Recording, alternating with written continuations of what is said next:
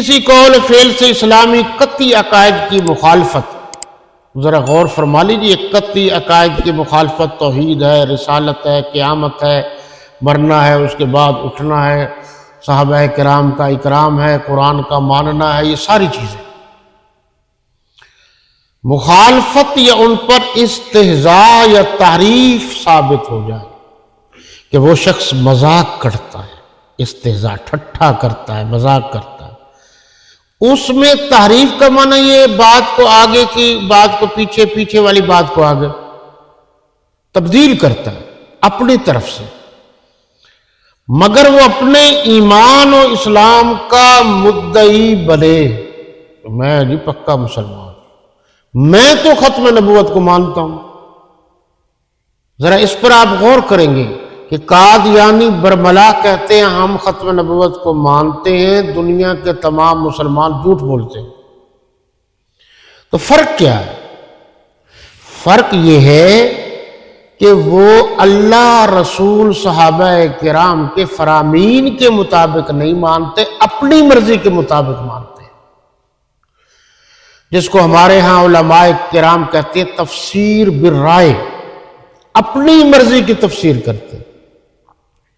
تو یہاں سے اختلاف ہوتا ہے، ایک ہے اللہ کا حکم، پھر اس کے بعد حضور خاتم النبیین صلی اللہ علیہ وسلم کا ارشاد گرامی، اس کے بعد حضرات صحابہ کرام و اہل بیت اعظام، اس کے بعد جو ہے ائمہ اربعہ جنہیں ہم کہتے ہیں۔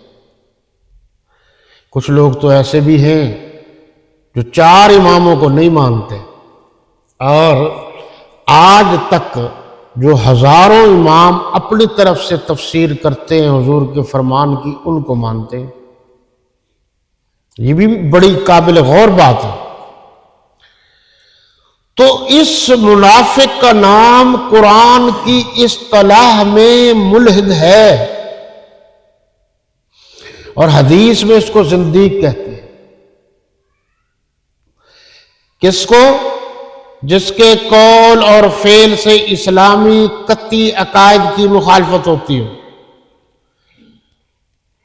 اللہ کی توحید قطعی عقیدہ ہے، اس کی کوئی مخالفت کرے، ختم نبوت، ناموس رسالت قطعی عقیدہ ہے، اس کی کوئی مخالفت کرے، صحابہ کرام کا ماننا، اہل بیت کے اعظام کی عزت و توقیر کرنا قطعی عقیدہ ہے، قیامت کا آنا یہ قطعی عقیدہ ہے، مرنے کے بعد اٹھنا یہ قطعی عقیدہ ہے، اس کی کوئی مخالفت کرتا ہے، مذاق کرتا ہے، اور پھر بھی کہتا ہے مسلمان ہوں، تو وہ غلط کہتا ہے، وہ جھوٹ بولتا ہے، ایسا شخص جو ہے وہ منافق ہے۔ اب آپ کو یہ بات سمجھ میں آ گئی کہ یہ منافق۔ ایک بات اور بھی ہے کہ ایمان لے آئیں، جیسے لوگ ایمان لے آئے ہیں، اس لوگ سے کیا مراد ہے؟ اس لوگ سے مراد جو ہمارے بزرگوں نے لکھا ہے، خصوصاً جو ہے مولانا غلام اللہ خان رحمۃ اللہ تعالی علیہ نے، اور باقی بزرگوں نے لکھا۔ یہ میرے پاس تفسیر آئی ہے نئی، یعنی میں نے نئی لی ہے، گلدستہ تفاسیر، یہ اشرفیہ نے چھاپی ہے، اور یہ مدینہ منورہ کی پرنور فضاؤں میں جناب حضرت مولانا عبدالقیوم صاحب نے لکھی ہے۔ تو انہوں نے بھی یہ حوالہ میرے والا دیا ہے کہ اس سے مراد کیا ہے؟ آمن الناس سے مراد یہ ہے کہ ایمان لے آئے کما آمن ابو بکر و عمر و عثمان و علی۔ وضاحت ہو گئی کہ کس طرح ایمان لے آئے، یہ نام کیوں لیا گیا ہے تاکہ غلط فہمی نہ رہے۔ آگے کہے اور تخصیص ان 4 یاروں کبار کی اس واسطے ہے کہ خلوص ایمان ان کا اس وقت میں خواص اور عوام کے نزدیک مشہور تھا۔ جناب اس طرح ایمان لے آئے، میرے خیال میں اب کوئی چیز باقی نہیں رہی۔ کس طرح ایمان لے آئے؟ ایک تو آیت نمبر 137 ہے نا سورہ البقرہ میں، وہاں لفظ ہے آمنتم، تمام دیکھو یہ تم کہا ہے وہاں، یہ مولانا تو سمجھتے ہیں قوم نہیں کہا، تم کہا کہ ایمان لے آؤ جس طرح تم ایمان لے آئے، یعنی صحابہ کرام، تب تمہارا ایمان معتبر ہو، ورنہ نہیں۔ تو ایمان کا معیار صحابہ کرام ہے کہ جس طرح صحابہ کرام ایمان لے آئے اللہ رسول پر، جنہوں نے اس طرح ختم نبوت کو انہوں نے مسئلہ سمجھا، ویسے ہم نے سمجھنا ہے۔ یہ آیت پھر ذہن میں رہے، یہ ترتیب سے آ رہی ہے، اس آیت یعنی آیت نمبر یہ 13 ہے۔ آگے فرمایا انہوں نے یعنی کہ منافقین نے مذاقاً کہا اَنُؤْمِنُ كَمَا آمَنَ السُّفَهَاءُ، ہم اس طرح ایمان لیں جس طرح بے وقوف ایمان لائیں۔ جی ان کو کہا تو اللہ نے جواب دیا، انہوں نے لکھا ہے اور اللہ نے جواب دیا، أَلَا إِنَّهُمْ هُمُ السُّفَهَاءُ وَلَكِنْ لَا يَعْلَمُونَ، جان لو یہی بے وقوف ہیں لیکن نہیں جانتے۔ یہ لکھ رہے جو شخص ملائکہ، جنت، ذرا غور سے سننا، جہنم وغیرہ وغیرہ کی تصدیق اس معنی کے لحاظ سے نہ کرے کہ جس معنی سے صحابہ کرام تصدیق کرتے تھے، بلکہ اپنے ہوائے نفسانی اور شیطان کریم کے القاء کیے ہوئے معنی کے لحاظ سے کرے تو وہ اصلاً معتبر نہیں۔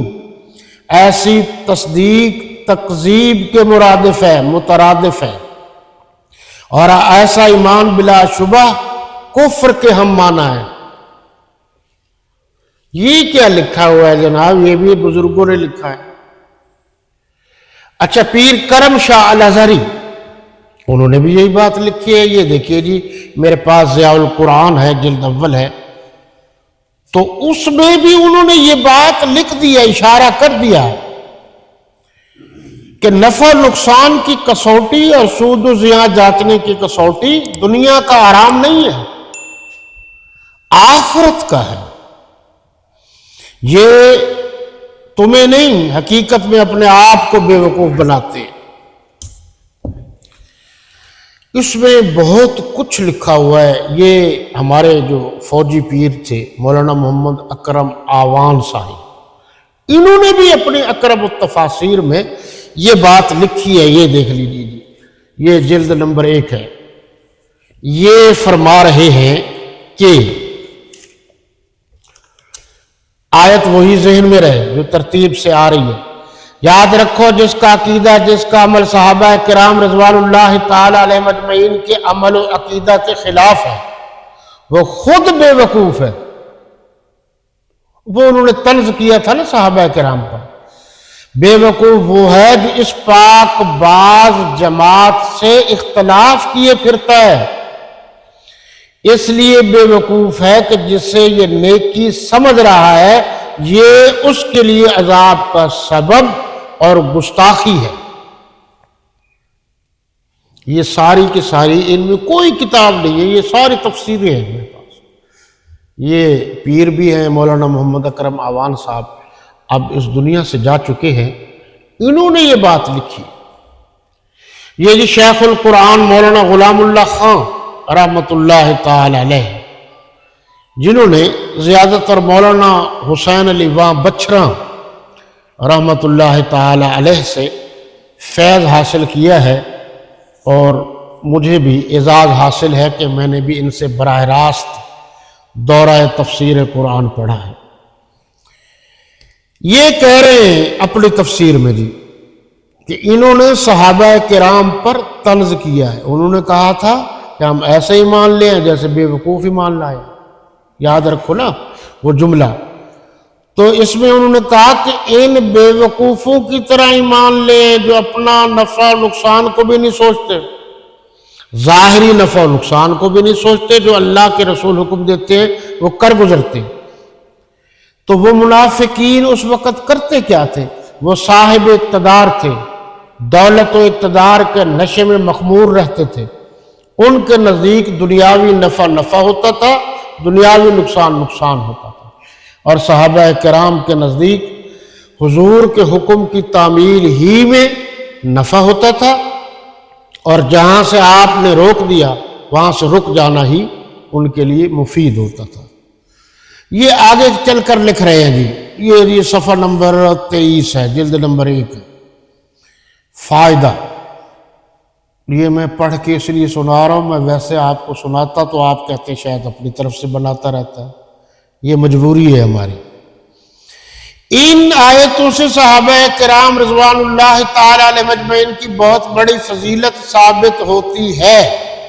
یہ آیتیں ان کے مومنین مخلصین ہونے کا بین اور لافانی ثبوت ہیں۔ لو جی، بین اور لافانی ثبوت ہیں۔